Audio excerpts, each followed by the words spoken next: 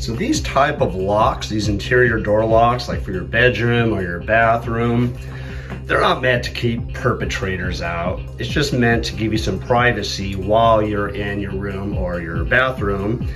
And they purposely make this little hole here because if you do accidentally lock yourself in or out, you're able to use some type of key or a safety pin in this case to unlock it.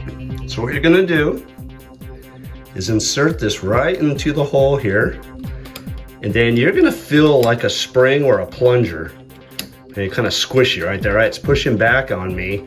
And what that is the locking mechanism for that. Going to lock it, then you can see all locked. Take your bobby pin, put it in, you're gonna feel that little spring plunger. Just press straight in, okay? And as you can see, it unlocked the button here, okay? So I'm gonna go ahead and do it from the other side. I'll keep the camera on here so you can see it pop. Lock it. All right, I feel the plunger here. Sometimes it'll slip off, but here we go.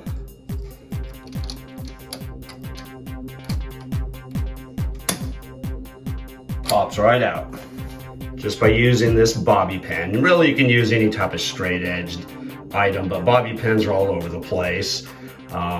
Especially if you have daughters, obviously your wife or girlfriends. So if not, go ahead and get some bobby pins and just lay them around your house because it's a versatile tool.